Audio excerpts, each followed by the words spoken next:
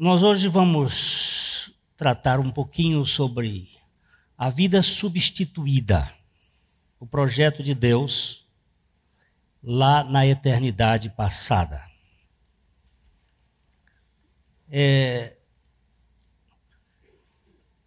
Nós temos que compreender, ou melhor, temos que saber para crer e crer para entender. Essa é a ordem bíblica. A gente precisa saber. Eu não posso crer sem saber. Mas depois de saber e crer, eu preciso entender. Jesus disse a Marta assim: não te hei dito que se creres verás a glória de Deus? Mas para crer é preciso saber. Então, nós estamos usando aqui, eu não sei se é possível colocar Colossenses, capítulo 3, versículo 1, na versão atualizada aqui na nossa... Porque eu estou usando uma paráfrase nesse texto e eu quero fazer uma menção. Nós vamos, enquanto prepara aqui, nós vamos nos colocar diante do Senhor mais uma vez para orar. Pai, só o Senhor é capaz de revelar o teu Filho a nós. E só o Filho é capaz de nos revelar a ti. E só o Espírito Santo é capaz de nos revelar a ti e ao Filho amado. E só o Senhor e o teu Filho querido podem revelar o Espírito Santo. E nesse instante nós estamos aqui na carência de sermos tocados por ti. Que tu nos fales pela tua palavra e pelo teu Espírito. E que quebres os nossos paradigmas velhos e nos dês a suficiência de Cristo. Em nome do Senhor. Amém. O texto que nós temos aqui, essa tradução diz assim: quando Cristo... Essa é a versão que eu queria atualizada. Essa é a minha versão. Que está aqui, a atualizada. Quando Cristo, que é a nossa vida, se manifestar, quando Cristo, que é a nossa vida, se manifestar, então vós também sereis manifestados com Ele em glória. Preste atenção, depois de a gente fazer alguns estudos, porque traduzir não é fácil. Os italianos dizem que traduzir é trair. Todas as vezes que você traduz, você comete erros, porque não existe numa outra língua um sentido exato daquilo que foi dito naquela língua. E é muito difícil a gente traduzir. Eu dou muito valor aos homens que se dedicam na tradução bíblica, porque não é fácil. Quando Cristo, que é a nossa vida. Então, nesta versão que nós estamos usando aqui, quando Cristo se expressar a nossa vida. Quando Cristo, que é a nossa vida, quando Cristo se expressar a nossa vida, então nós nos expressaremos vivendo com a sua própria vida em glória. Nós cantamos ainda há pouco um cântico que diz que eu quero ir para o céu, estou atrás do céu, e com Jesus para o céu irei. É certo isto, mas e aqui? Enquanto eu vivo aqui, não é só em Canaã, mas no deserto. O povo de Israel teve 3 momentos. Lá no Egito como escravo, no deserto como peregrino e em Canaã como habitantes da terra. Esses três movimentos representam a vida cristã no mundo, neste mundo e em Cristo na eternidade, ou como queira. Agora, como é que eu vou viver aqui agora, nesse dia 6 de fevereiro? Quando Cristo se expressar como a nossa vida, então nós nos expressaremos vivendo com a sua própria vida em glória aqui e agora. Os negros americanos compuseram muitos hinos lindos, mas hinos voltados para uma terra a ser alcançada. Quando atravessar o Deep River, o rio profundo, que estava separando os Estados Unidos do Canadá. Então, lá do outro lado, há uma terra prometida. Nós tivemos no Brasil um movimento da Letônia, onde os amados irmãos da Letônia vieram para cá, esperando uma nova Canaã, e fundaram a região de Varpa e Americana, uma colônia muito, muito importante. Nós sempre estamos olhando para o futuro, mas e o presente? E agora? Quando é que Cristo vai significar para mim hoje? Este é um assunto que visa olhar a vida substituída. Vamos ler então juntos esse texto, quando Cristo, vamos ler aqui nessa versão. Quando Cristo se expressar como a nossa vida, então nós expressaremos vivendo com a sua própria vida em glória. Agora, a pergunta é a seguinte: e por que ele não se expressa como a nossa vida? Esse aqui eu não posso beber. Agora eu estou vendo que está gelo puro e eu já estou para lá de Bagdá. Então eu pedia que fizesse uma troca desse gelado por um... Obrigado.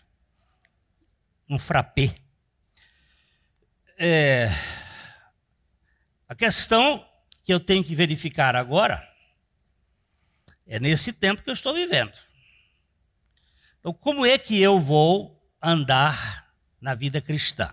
A pergunta: o que impede Cristo se manifestar como nossa vida? Qual é o problema, se ele quer? Lembre-se muito bem dessa expressão. Eu bato, estou à porta. Espero que você abra a porta. Se você abrir, eu entro. Se eu entrar, pode deixar por minha conta. Eu já levo a matula, versão bem moderna do capítulo 3 de Apocalipse. Você não vai encontrar em outro lugar. Ele trazendo a ceia para participar da ceia. Ele disse: cearei convosco e vós comigo. Ontem à noite, enquanto eu fazia o escaldapé, para melhorar um pouco o estado gripal, eu estava com o texto bíblico, e o que me chamou muita atenção foi aquele momento da ressurreição, e o Senhor aparece aos 7 discípulos no Mar da Galileia, é que o café da manhã foi ele quem preparou. Bem cedinho, antes de eles poderem encontrar aqueles peixes que Jesus fez com que eles pescassem, ele já tinha preparado o quebra-jejum, o breakfast, o momento da comunhão. E ele, na nossa ceia de intimidade, é quem prepara. Mas ele não força a entrada. Ele espera que a gente o permita. Por isso que a expressão, quando Cristo se expressar na nossa vida. Elohim, ou Javé Elohim, criou o ser humano com uma vida soprada. Não era a vida eterna. Isto é, a vida não criada. A vida da criação era interina, uma vida,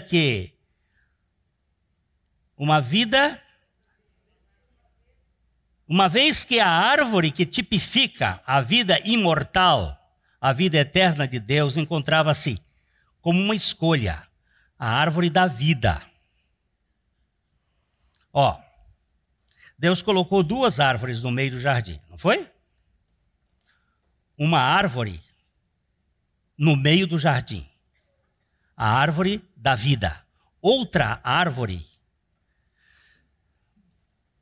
como formas de escolhas. Eu só tenho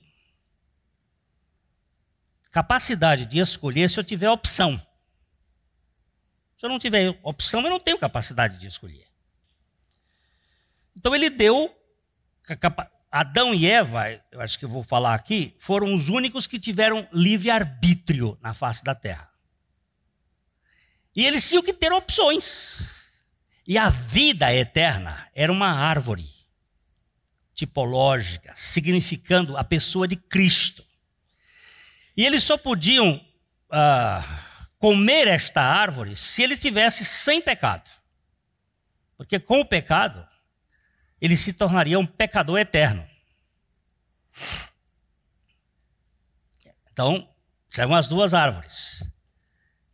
A vida que Deus deu a Adão foi uma vida de beijo. Eu gosto da expressão do Brennan Manning. Deus deu um beijo no boneco. Um beijo de sopro de vida. Vida provisória. Para que ele pudesse escolher entre um e outra.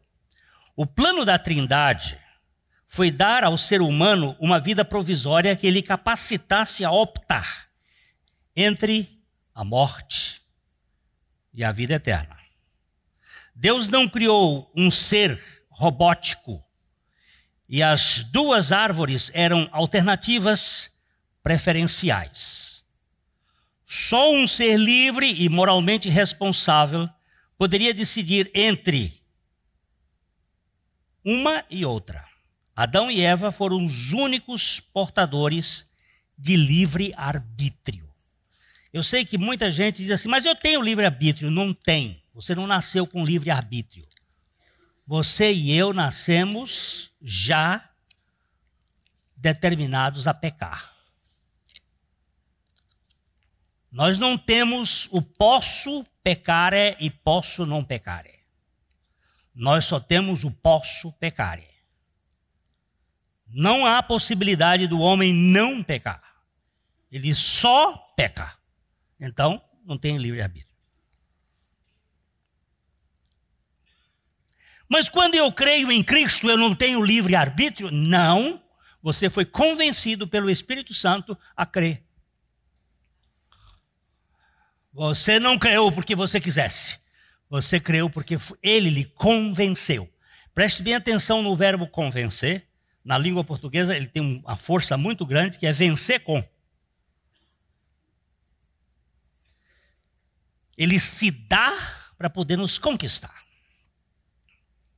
Mas o homem, no pecado, não tem livre-arbítrio.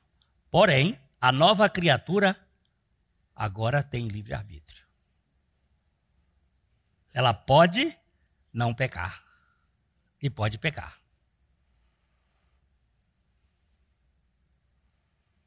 Uau, que bom. O Senhor falou com Adão de uma proibição explícita, mas nada disse a Eva sobre o assunto. Adão era o possuidor da interdição, por isso, na queda, não foi a mulher quem foi indiciada, ainda que a iniciativa de comer do fruto interditado tenha sido dela. Deus criou Adão. Adão é um homem coletivo. De Adão, Deus tirou Eva. Eva é a fêmea do macho, Ish e Ishá. Ish é macho, Ishá é macho com útero. Adão é o homem coletivo que tem o macho e a fêmea. É até bom a gente entender uma coisa aqui. Toda criança, quando é gerada no útero da mãe, inicialmente ela não é nem macho nem fêmea. Mas a partir da 8ª semana ou da 7ª semana, há o envaginamento do testículo se ela for menina. Presta atenção. O sexo feminino é dependente do sexo masculino. Originalmente ele seria macho. Mas por uma razão genética, houve um envaginamento do testículo. Tanto é que não existe lei de vagina, existe lei de sexo, de testículo. Isso vai estudar na medicina que vocês vão verificar isso aí. Mas, presta atenção, não significa superioridade do homem. Presta atenção, nem superioridade da mulher. Quando Deus conversou inicialmente, ele não conversou com a mulher, conversou com o homem. Isso para nós foi um grande privilégio. Sabe por quê? Ele já estava criando a opção da solução. Se ele tivesse dado o mesmo recado para Adão e Eva, nós estávamos ferrados eternamente. Mas ele só falou com Adão. Tanto é que o pecado é por Adão e não por Eva. Mas não foi ela que comeu primeiro? Foi. E por que ela não é responsável pelo pecado? Porque quem não recebe a ordem não desobedece. A desobediência é de quem recebe a ordem.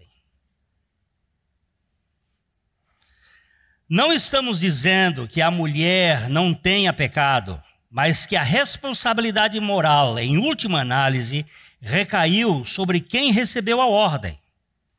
Veja como a Bíblia pontua o fato da desobediência humana em Romanos capítulo 5, verso 12.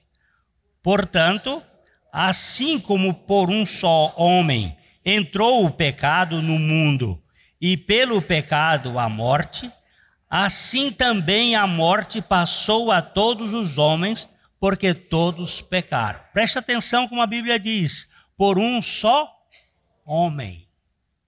Depois Paulo vai dizer que esse homem é Adão. Um só homem entrou o pecado no mundo. O pecado não entrou pela mulher, entrou pelo homem. Contudo, não significa que a mulher não seja pecadora, já que toda mulher nasce de um homem. Mas não é ela quem transmite a pecaminosidade da raça humana. O pecado separa o ser humano do Criador. Uma das definições de pecado é autonomia. A raça humana, separada de Deus, pretende ser independente e presumivelmente autossuficiente. Somos uma espécie arrogante que tenta se bastar a si mesmo.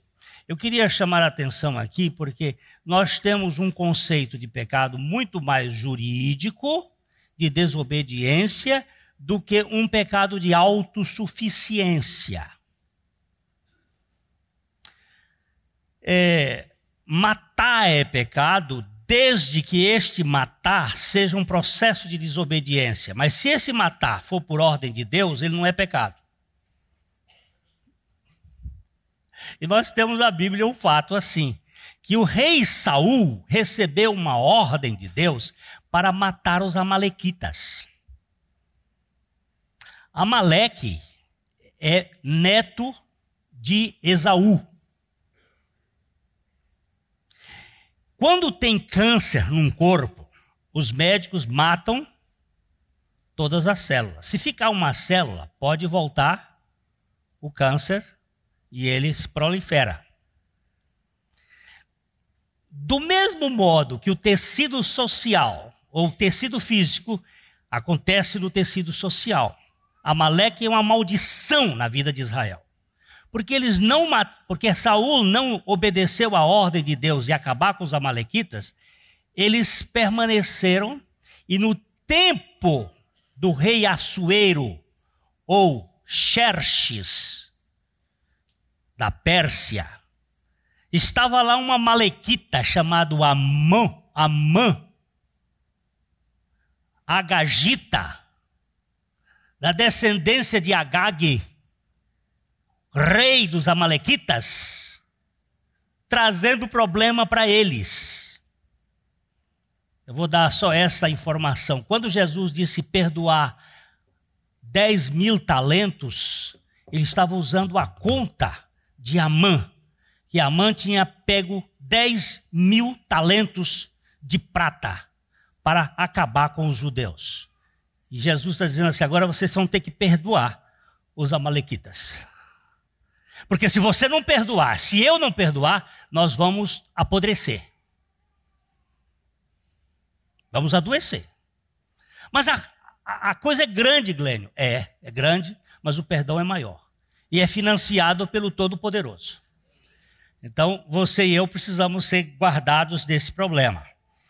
Então, eu queria levantar a questão aqui do pecado mais como uma questão de autonomia, de autossuficiência, que nos faz... Aí ele pode vir até espiritualizado. Por exemplo, ao pregar aqui, se eu estiver fazendo essa pregação na base da minha autoconfiança, isso é pecado.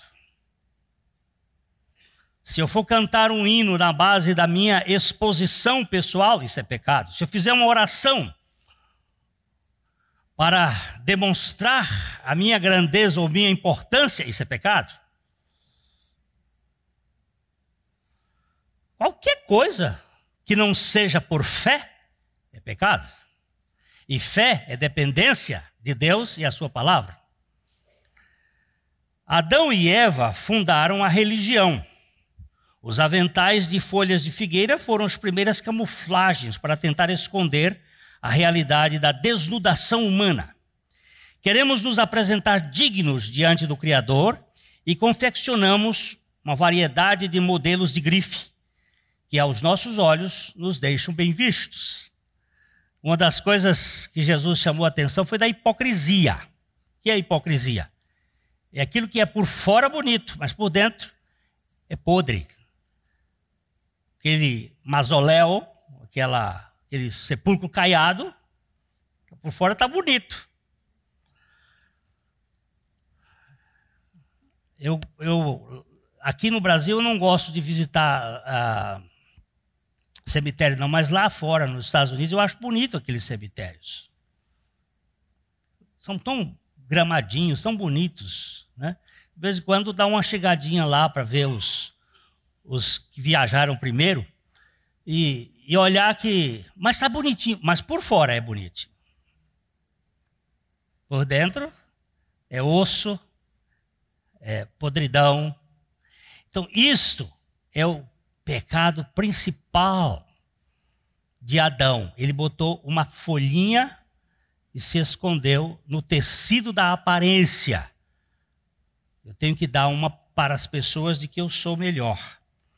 A religião de Adão se esmera no desempenho. Ela enfatiza o exterior, a conduta, a aparência. Mas observe como Jesus a retrata em Mateus 23, 27. Ai de vós, escribas e fariseus hipócritas, porque sois semelhantes aos sepulcros caiados, que por fora se mostram belos, mas interiormente estão cheios de ossos de mortos e de toda imundícia. Todas as vezes que você e eu nos justificamos diante de uma acusação, por menor que seja, nós estamos usando justiça própria, que fede, que cheira mal. Você até pode explicar o fato, mas não pode se defender, porque a tua justiça é Cristo. A minha justiça tem que ser Cristo. O velho homem, isto é, Adão, pode ter uma boa feição pública. A escola educa Adão, mas não troca a sua natureza. Ele pode ser um exemplo moral para a sociedade, embora as suas entranhas sejam sempre podres. Adão é incorrigível. Adão numa igreja vai ser Adão. Ele pode ser um Adão espiritualizado, mas é Adão. Ele pode dizer coisas muito bonitas, mas é Adão. E Deus não usa Adão. Pedro era Adão. E Jesus foi trabalhando com ele, Adão, Adão, Adão. Até quando ele disse assim, olha, quando tu te converteres, tu vais apacentar as minhas ovelhas. E Pedro passou por um processo até ser transformado de Adão para Cristo. Porque só tem dois homens e duas heranças, ou Adão ou Cristo. Se não tirar, é Adão. E Adão é fofoqueiro, é maledicente, é crítico, gosta muito de orar para ser visto, faz boas obras para receber reconhecimento. Não é só o lado feio de Adão, tem um lado bonito de Adão. Nós vamos chamar de o lado luminoso de Adão, não só o tenebroso. E tem que morrer, porque Adão não serve, Adão é Adão.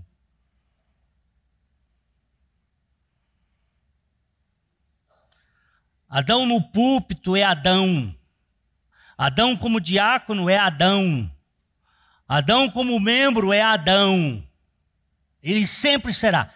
Vai ser educado? Vai. Você pode educar? Vai educar. Mas a natureza dele vai estar lá.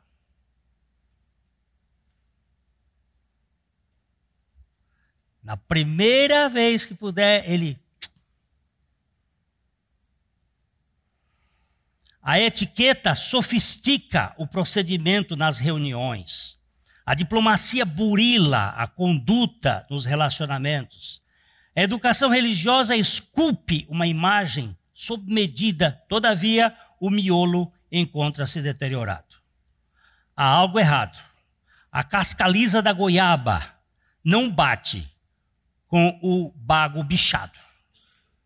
O Senhor, porém, lhe disse em Lucas 11:39: Vós, fariseus, limpais o exterior do copo e do prato, mas o vosso interior está cheio de rapina e perversidade. Eu fui comer uma goiaba um tempo desse lá no Piauí. Olhei a goiaba, ela estava bonita. Peguei a goiaba, não tinha nenhum sinalzinho. Digo, oh, que belo. Crá.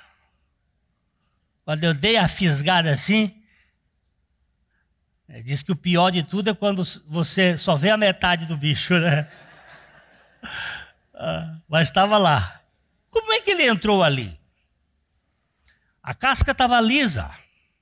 Não tinha sinal de que tinha a mosca lá, o bicho, o inseto tinha penetrado a sua lava. Como é que ele estava lá? De alguma maneira ele entrou. Nós, Adão, somos sempre bichados. Por isso, maldito é o homem que confia em Adão. O homem aí é Adão. Esse homem aí não é outro, não, é o Adão mesmo.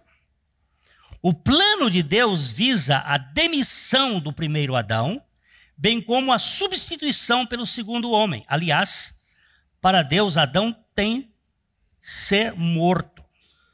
Nada dele é aproveitável. Por isso mesmo, entre o primeiro homem criado e o segundo homem ressuscitado, é preciso a morte de todos, até o último membro da raça de Adão, isto é, Jesus na cruz. A linhagem de Adão foi esta. Caim, Abel morreu, Sete. De Sete houve cruzamento dos filhos de Caim com os filhos de Sete, deu uma confusão, mas a raça humana vem daí. Ô Glênio, mas os filhos de Caim, sobraram algum deles? Sobrou. Provavelmente a esposa de Cão era descendente de Caim. Todos os indícios bíblicos são estes. Daquele texto do capítulo 6 de Gênesis para o capítulo 7, 8, 9 de Gênesis, a ideia que está ali é de que nós temos um elemento caínico na raça humana. Mas tanto Caim quanto Sete têm a mesma origem. São podres. Nós somos uma raça de podres. E não tem jeito para nós. Pode ser educado. Pode ir para a igreja, pode ir para os cursos, pode ficar bem educado, bem informado, mas é Adão. Eu me lembro de um dia que um cidadão aqui em Londrina estava muito deprimido. Porque, segundo ele, um outro tinha passado ele para trás. Porque toda a história tem duas versões. Então, a versão dele era que o outro tinha passado ele para trás. E ele estava de vítima. E a esposa me pediu para fazer uma visita, e eu fui lá. Cheguei lá, ele estava borocochô, como todo sujeito naquele processo, fica deprimido. Tal. Aí começamos a conversar e ele começou a dizer, mas eu sou. Eu disse, vamos imaginar, capitão, aqui, uma ideia. Capitão aqui é uma forma de dar patente, aqui não tem patente. Ali você tem esse belíssimo apartamento aqui, todo. Ali no fundo tem o vale. E ali moram duas cobras, cascavéis. Uma velha, de 12 anos. Dizem que quando tem 12 guizos, significa que ela tem 12 anos. Não é verdade. Essa é conversa que inventa. Mas uma cobra velha, já bem madura. E uma cobra mais nova, assim, de 3 anos. E ele está em sua casa, eu contei agora, entra no clima aqui. Entra no clima e vamos conversar aqui, fazendo a figura. Você está na sua casa aqui, toca a campainha. Você diz assim, puxa vida, como é que está tocando a minha campainha aqui? Não tocou a campainha, o porteiro não falou. Mas ele vai lá na frente, abre a porta, olha, não tem ninguém, baixa os olhos, 2 cobras. Aí a cobra velha diz assim, olha, seu fulano, eu vim aqui pedir para o senhor que eu quero morar na sua casa. Eu sou uma cobra já idosa, já estou na idade de ouro,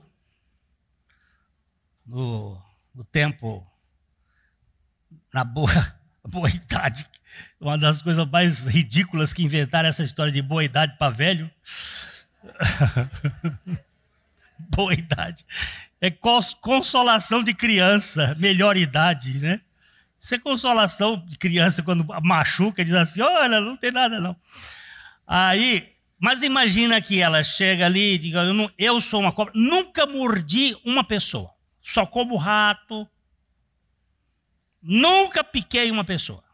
Mas quando eu vinha vindo para cá, essa outra menor aqui, mais nova, ela disse que queria vir também morar com o senhor. Só que ela já picou umas 3 pessoas e 2 delas morreram. Ela é feroz. Eu virei para ele, qual das 2 você convidaria para morar na sua casa? Ele olhou para mim assim e disse assim, é para entrar no clima? Eu digo, é. eu dizia, dá licença que eu vou conversar com minha esposa. Fechava a porta aqui, ia lá dentro, apanhava um cabo de vassoura e chegava o cacete nas duas. Quando ele terminou de matar as duas, eu disse assim, você é um perverso. Você matar aquela cobra que picou as pessoas, tudo bem, mas essa outra, que nunca picou ninguém, você matar, isso é uma perversidade. A pobrezinha, ele disse, no dia que meu filho pisasse no rabo dela, aqui dentro de casa, ela ia picar. Eu digo, Você sabe quem é a coisa? Confiar em você é pior do que confiar no outro. Porque você está deprimido por causa disso, por causa da sua natureza. Você é tão ruim quanto aquele outro que você está julgando lá.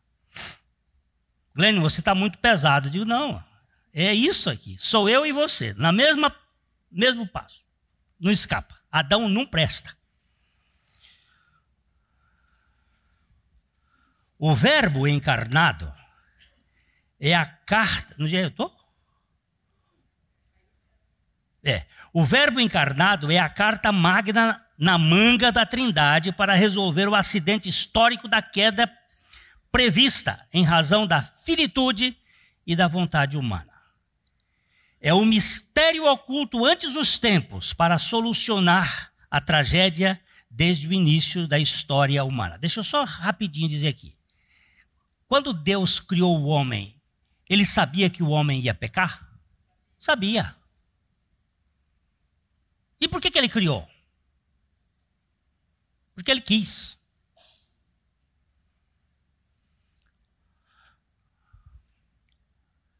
Você não é Deus e quer dar dando palpite por quê? É porque você quer ser Deus e ter a solução. Se Deus criasse qualquer coisa e puser uma vontade nesta caixa aqui, essa caixa pode não querer ser mais essa caixa e querer ser esse piano. Desde que tiver vontade e ser finito, se for finito e tiver vontade, vai querer ser o que não é. Isso estava dentro do plano. Mas Deus já tinha uma carta na manga. Na hora que surgir, se surgir, vou resolver a questão. Porque ele é onisciente, dentro da sabedoria soberana de Deus, onisciente, Eva não teve o encontro agendado com o Criador antes do pecado. Ela não foi informada por ele sobre as árvores e as suas consequências. Quando o casal caiu na desobediência, a culpa da mulher tinha atenuante. O dolo recai sobre o marido e a mulher ficou com a chance de ser usada pelo Criador como vaso para a encarnação do Verbo divino. Deus já botou a mulher de lado de fora, não contou para ela, porque na hora que acontecesse, disse assim, eu vou usar esse aqui. Adão é a causa do pecado? A mulher também pecou, mas ela não transmite o pecado. Jesus é o descendente da mulher fecundada pelo esperma de Deus. No diálogo entre o Criador e a serpente, ele é quem viria para esmagar a cabeça da cobra, como está escrito em Gênesis 3,15. Porém, inimizade entre ti e a mulher, entre a tua descendência e o seu descendente. Este te ferirá a cabeça e tu lhe ferirás o calcanhar.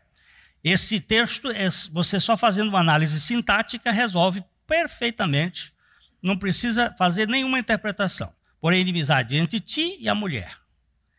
Eu, tu, ele, Deus falando. Deus, eu, falando como a serpente, ti. Porém, inimizade entre ti e a mulher, ela. Entre a tua semente e a semente da serpente. Qual é a semente da serpente? A humanidade, nós, raça de víbora. E o seu descendente, qual é o descendente da mulher? Cristo. Esse te ferirá a cabeça. Cabeça de quem? Da serpente. E tu lhe ferirás o calcanhar. O calcanhar de quem? De Jesus. Na cruz ele foi picado. Mas na hora, ao ser picado, ele esmagou a cabeça da serpente. Ele venceu a raça de Adão. A virgem, ao dar à luz um filho, trouxe ao mundo um representante da raça adâmica sem pecado. Como vimos anteriormente, o pecado entrou por um homem. Isso não quer dizer que as mulheres descendentes de Adão e Eva não sejam pecadoras, mas que o pecado e a morte foram e são transmitidos pelo espermatozoide e não pelo óvulo. Não se trata de superioridade da mulher, mas da providência de Deus. Na providência de Deus, ele já previu usar uma mulher. Vou dizer uma coisa.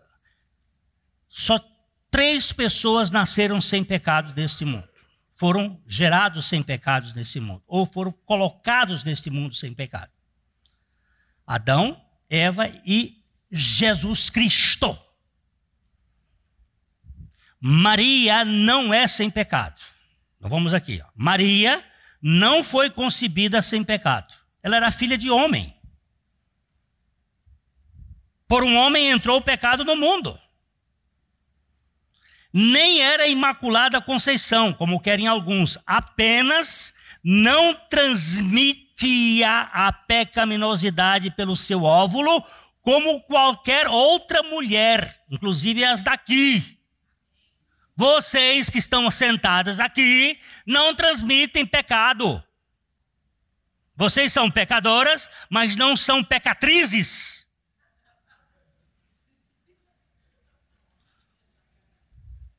Vocês não transmitem pecado.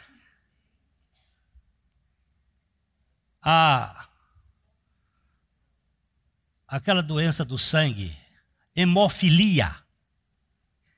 Só quem tem é homem, mas só quem transmite é a mulher. Mulher não tem hemofilia. Ela transmite, mas ela não tem. Só homem que tem hemofilia. Agora vamos aqui. Pecado, quem transmite é Adão. Só homem transmite pecado. Mas a mulher é pecadora, porque ela é filha de homem. Se Deus tivesse usado, em vez de Maria, tivesse usado Isabel, Jesus seria sem pecado. Se Deus... Mas Maria não é a mais bem-aventurada? É! Mas não pelos seus méritos, mas pela graça de Deus em Cristo.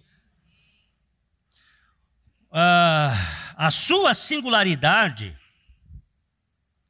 se deve à soberana vontade do Altíssimo, que a escolheu por sua graça e não pelos seus méritos, a fim de ser o vaso feminino mais bem-aventurado.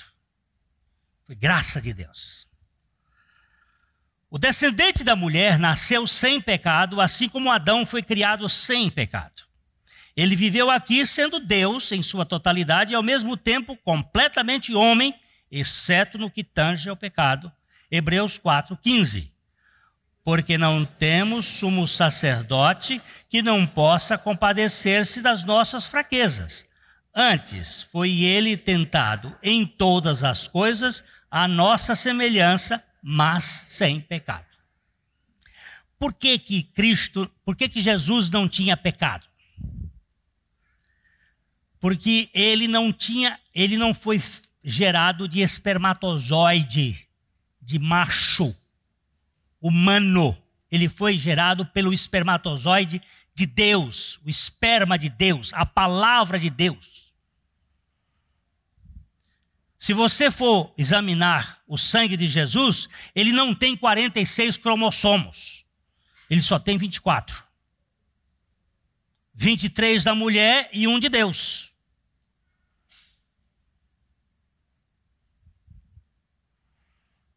Adão tinha 23 cromossomos. Eva tinha 23 cromossomos. Caim tinha 46 cromossomos. Escutou?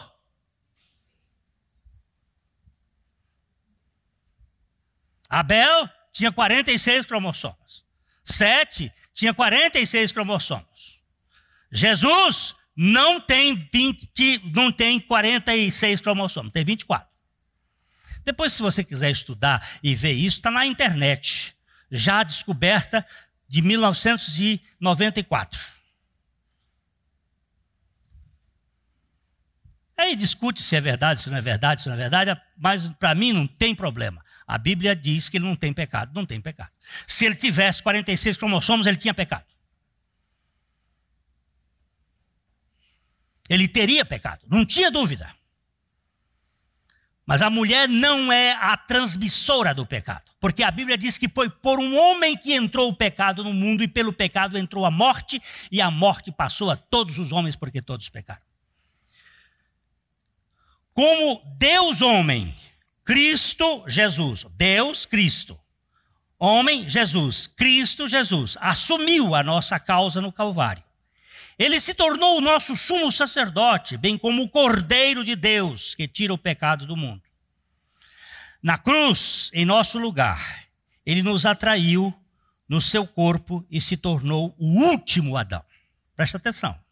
Primeiro homem, Adão. Jesus nasceu com 23 mais 1, 24 cromossomos. Ele era o Cordeiro de Deus. Jesus é o Cordeiro de Deus, Cristo é o sumo sacerdote. Ele tem que oferecer um sem pecado para libertar o pecado dos pecados dos outros. O sangue de Jesus precisou sair a última coisa para ele morrer, porque ele não podia morrer. Ele não tinha morte. E o sangue dele teve que deixar todo na terra. Só depois que o sangue saiu todo, veio um soldado e ainda furou o lado dele. E que ele expirou por causa dos nossos pecados. Mas o sangue dele, puro, ficou aqui na terra para nos libertar. Eles o venceram por causa do sangue do Cordeiro e por causa da palavra do testemunho, e mesmo em face da própria morte não amaram a sua própria vida. Venceram a quem? Satanás, mentiroso, pai da mentira, falso. Toda mentira nesse mundo é fruto do inimigo. Mas Jesus se tornou o último Adão. Depois do último, quem vem?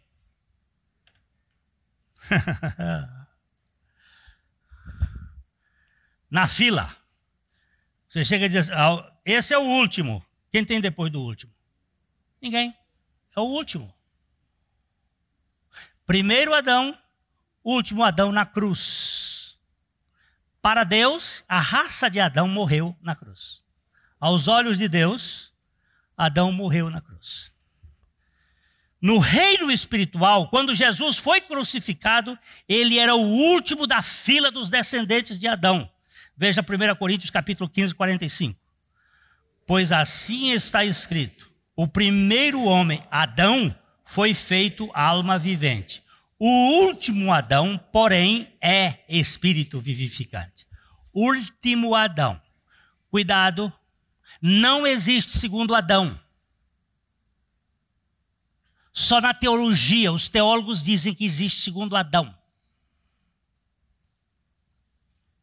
Não existe. Na Bíblia não existe. Existe primeiro homem, Adão. Primeiro homem, Adão. Jesus, último homem. Último Adão. Segundo homem, Cristo ressuscitado. Primeiro homem, Adão. Jesus, último Adão. Vai para a cruz, morre, ressuscita. Ressuscita como? Segundo homem. Não Adão, Cristo. Adão morre, Cristo ressuscita. Não existe ressurreição de Adão. Adão foi-se. E quando voltar é machado. Ninguém entendeu nada.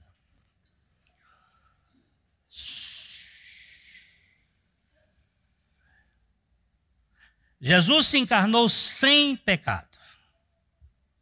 Na raça de Adão pelo nascimento virginal. Mas ele incorporou a raça de Adão com todo o seu pecado em sua morte sobre o madeiro. Lá na cruz, Jesus era o representante federal da raça adâmica, sendo, portanto, aos olhos de Deus, o último membro da espécie humana. Neste caso, o seu sacrifício foi único e universal, englobando todo aquele que receber os benefícios de sua morte e ressurreição. Por favor, queridos, saber para crer, para entender. Saber é o primeiro passo. Mas entre o saber e o crer,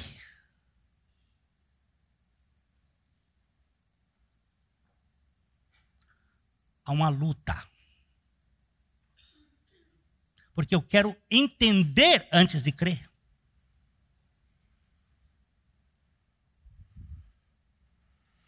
Adão é o primeiro homem. Foi o introdutor do pecado e da morte na raça humana, passando esta a viver pelo ego e os seus sentimentos egoístas. Perante Deus, Jesus morreu como o último Adão e ressuscitou como o segundo homem para ser o cabeça de uma nova raça que vive pela fé na palavra de Deus. O primeiro Adão vive pelo raciocínio, pela mente e pelos sentimentos.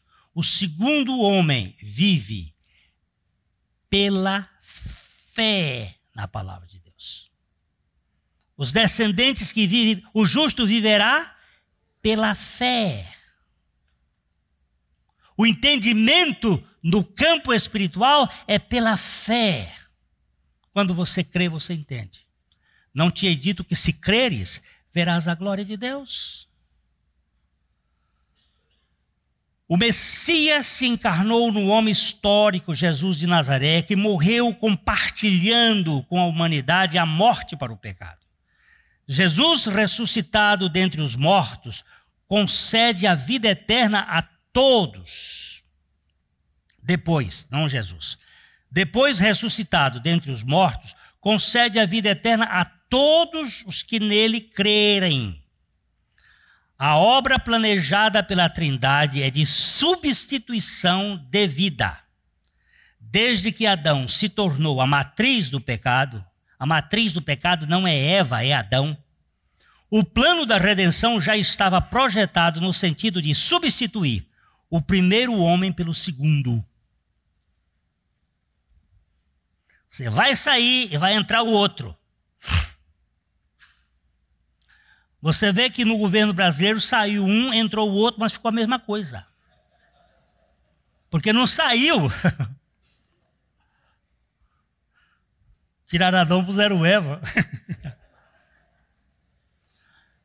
A salvação de Deus não implica numa transformação evolutiva de Adão. O velho Adão é imprestável, até mesmo nos seus préstimos. A bondade humana se encontra ou encontra-se contaminada pelo egoísmo. Tudo o que pertence a Adão tem que ser crucificado. Nada de Adão serve. Você vê por que uma mãe, por exemplo, diz assim, ela tem um filho, o filho da desobediência, lá por uma certa idade, ela diz assim, eu te carreguei 9 meses na barriga. E ele pergunta, e eu pedi para vir o mundo? São 2 Adões brigando. Ele não veio porque quis, foi você que quis. Mas Adão pode ser educado, ele pode ser fino, pode ir para a escola, pode ficar na igreja, pode ser um bom moço, uma boa moça, mas é Adão. Mais cedo ou mais tarde, ele vai pisar na bola. É Adão. O velho homem pode ser um excelente praticante da boa religião, entre aspas, no boa. Adão tem um lado bom, mas muito perigoso. O orgulho de suas qualidades pode ser o pior empecilho para a sua real libertação. A educação e o zelo religioso podem ser notáveis, mas inúteis para Deus. No reino de Deus não há lugar para méritos e virtudes de Adão. Mas eu nunca... Joga fora. É para morrer a prostituição e é para morrer o elogio. É para morrer o nojento e vil, e tem que morrer aquilo que nós consideramos como de valor. Tanto um quanto o outro. Não serve. Porque envaidece. A Bíblia diz que o homem é provado não pelas críticas, mas pelos louvores que recebe.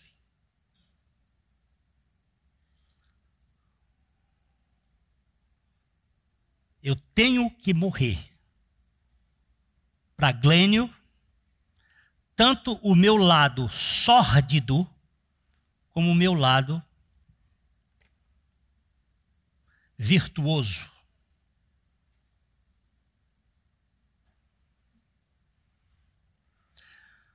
Saulo foi um modelo de vida religiosa exemplar. Foi um cidadão de estirpe judaica da melhor qualidade possível, contudo precisava morrer. Deus não aproveita nada de Adão. O Pai não poderia usar Saulo sem convertê-lo em Paulo através da cruz de Cristo. Saulo chega a dizer assim: quanto à justiça da lei, eu era irrepreensível. Presta atenção, uma pessoa dizer um negócio desse. Eu era irrepreensível.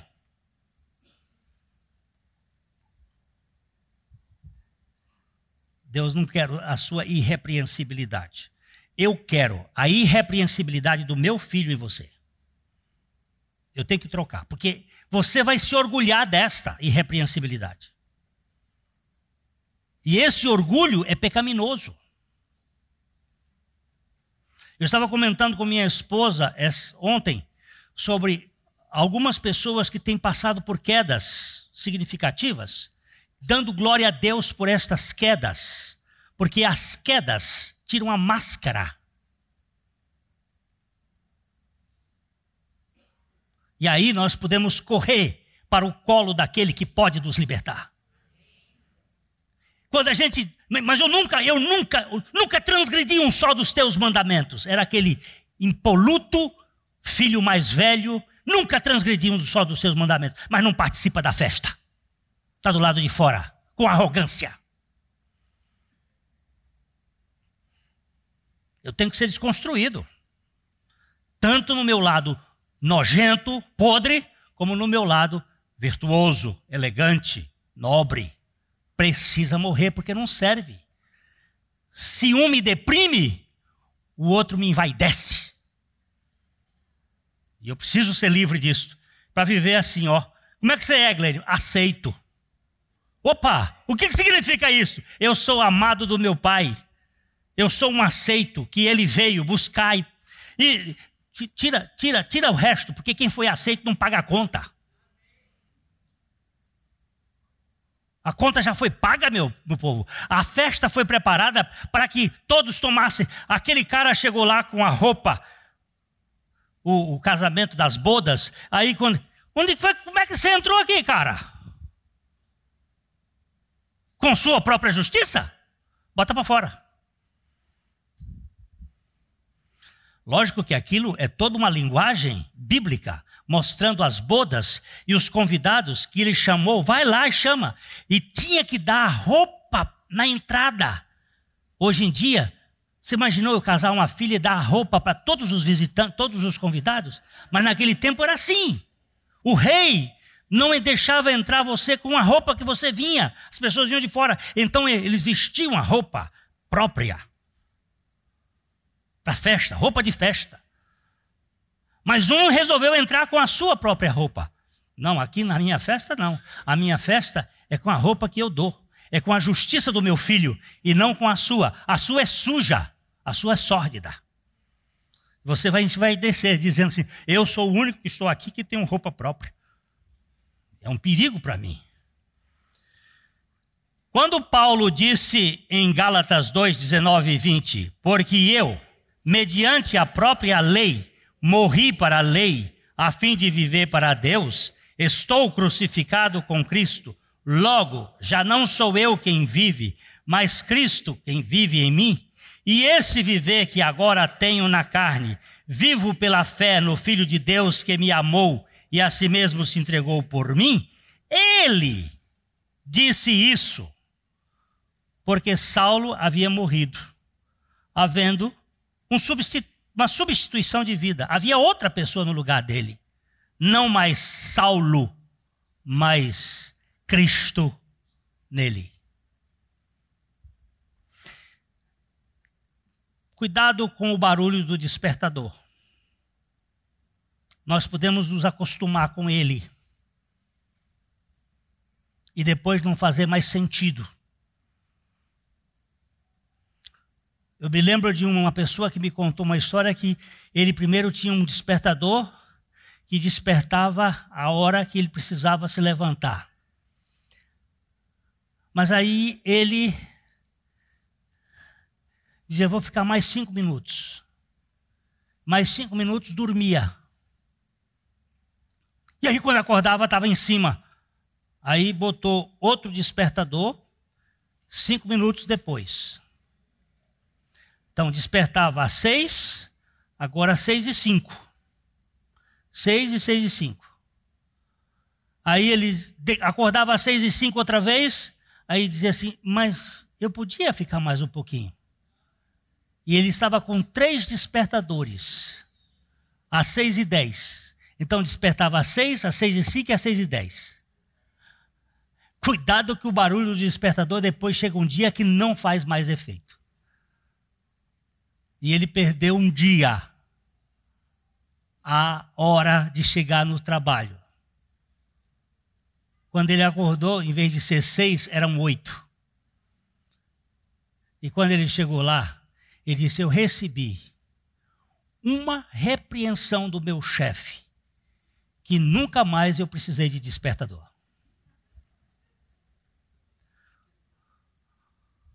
Acabou, despertador, agora 6 horas, não preciso mais de despertador, já levanto. Eu ia perder, mas você não vai perder nenhuma glória. Você vai perder aquilo que há de mais importante, a comunhão com aquele que te ama. Nesse mundo é só troca, mas ele não quer você na base de medo, nem de interesse, nem de dever. Ele só quer você por amor. E esse amor é que vai fazer dizer assim, eu te quero. Eu quero ficar contigo, porque tu me queres. A morte do velho homem com Cristo não significa apenas a morte daquele lado tenebroso de sua história. O velho Adão tem um lado sombrio, mas também tem um lado luminoso. Tanto um como o outro precisam morrer. Deus não patrocina coisa alguma que esteja contaminada com a vaidade ou a vanglória. O ego é astuto, muito mais astuto do que supomos. Ora, ele se manifesta com modéstia, notabilizando-se nas entrelinhas, com seus feitos aparentemente abnegados. Ora, se infiltra pelos camarins do anonimato teatralizado, tentando receber com sutileza alguns dividendos. Ora, se veste de um brilho santificado e voltado para a glória de Deus, embora de fato esteja requerendo só o reconhecimento e os aplausos da plateia. Eu tenho visto meu ego fazer coisa. Às vezes ele aparece humilde, dócil. Está morto. Você foi crucificado. Tanto para este lado sujo, como para este lado dos aplausos. Cai fora. Eu não sei qual foi, eu estava querendo lembrar, essa semana não tive oportunidade de verificar isso, porque acabei esquecendo, mas um dos primeiros ministros da Inglaterra, não sei se foi Tennyson, um cristão, experiência real, ia receber uma comenda da Casa dos Lordes, e ele chegou lá, eu vou contar isso e mais outra coisinha. Ele chegou lá para receber, mas estavam demorando, porque esses negócios tem muito cheio de protocolo, e ele tinha que cantar no coral da igreja. Ia ensaiar, cantar não, ensaiar no coral da igreja. Era primeiro-ministro da Inglaterra, de um alto nível, e tinha que ensaiar no coral da igreja. Aí ele olhou no relógio dele, saiu na ponta do pé e foi para a reunião. Quando procuraram o ministro para receber a comenda, QD, não se comanda mais, o homem tinha sumido. Por procurar, ele estava lá no coral, o maestro ensaiando o tenor e ele cantando no tenor. Ele disseram assim: mas ministro, o senhor estava para receber uma comenda do alto posto da Casa dos Comuns. Ele disse: eu estou na casa do Rei dos Reis, aprendendo a adorá-lo, porque isso é mais importante do que todas as comendas desse mundo. Um moço que esteve aqui no acampamento, no congresso, saiu de lá do Rio de Janeiro para vir aqui no congresso, precisa ganhar dinheiro, porque ele vive disto como técnico de informática, mas ele disse: eu preciso conhecer mais do meu Senhor. Veio para cá, deixou o projeto dele lá funcionando. Ele disse, me passou um e-mail essa semana, disse assim: num só dia, o Senhor me deu mais de 710 contatos de pessoas que querem trabalhar comigo, do que em qualquer outra época, simplesmente porque eu deixei o assunto na mão dele. E ele, que passou num concurso importante da Microsoft, recebe um convite para fazer uma palestra às 19h30 da quarta-feira passada. E ele disse: infelizmente eu não posso, que é a hora do culto na minha igreja. Eu queria ver uma turma assim hoje. Meu Deus, o que é isto? Ego é astuto. O novo nascimento não denota qualquer evolução de Adão. Não se trata de melhorar a raça adâmica, pois tudo que que procede de Adão encontra-se poluído de orgulho, ostentação, ciúme, inveja e tantos outros sentimentos dissimulados, tentando disfarçar humildade, afeto, santidade sob uma vida espiritual louvável. Por isso, não há opção. A vida cristã é tão somente vida substituída. Em lugar da vida de Adão, a vida de Cristo. O meu sogro contava de um boxer muito conhecido lá no Rio de Janeiro, nos tempos. Era um lutador de boxe muito valente. E um dia, Deus transformou aquele homem. E ele, ao descer do bonde, lá no Rio, uma ocasião, tropeçou em alguém, a pessoa desceu e ficou brava, e foi e deu-lhe um soco, e ele caiu. E quando ele se levantou, alguém disse assim: puxa, ele vai esmagar a pessoa. E ele saiu e foi embora. Aí perguntaram para ele: Adão, por que você não reagiu? Ele disse: porque Adão morreu. Agora é Cristo que vive em mim. Adão morreu. Ele podia esmagar o cara, mas Cristo vive em mim. Será isso realidade? A realidade espiritual da verdade, da verdadeira fé cristã, resume-se na revelação subjetiva da vida de Cristo em nosso interior, depois da subtração da vida de Adão, através da fé da cruz de Cristo. Não se trata de uma experiência idealizada ou apenas para o porvir, não lá adiante, agora, aqui. Quando Cristo se expressar com a nossa vida, aqui e agora, então nós nos expressaremos neste mundo, vivendo com a sua própria vida gloriosa. Aí meu sogro, também era pastor, contava a história do seu João, um ébrio que todas as vezes, todas as sextas-feiras, ele ia para a cidade, montado na sua mula, e voltava no sábado. E quando ele voltava bêbado. E batia na mulher, batia nos filhos, batia no cachorro e em quem tivesse por perto. Ele chegava bêbado. Então, quando ele vinha, a turma corria de casa, porque sabia que ele era uma coisa. Só que o seu João foi lá para o interior do Rio de Janeiro e naquela sexta-feira tinham uma reunião de pregação lá na cidade. E o seu João, como diziam antigamente, aceitou Jesus. Não é que ele aceitou Jesus. Ele caiu na aceitação de Jesus. Ele foi recebido pela graça de Deus. Foi transformado. E no outro dia ele voltava cantando.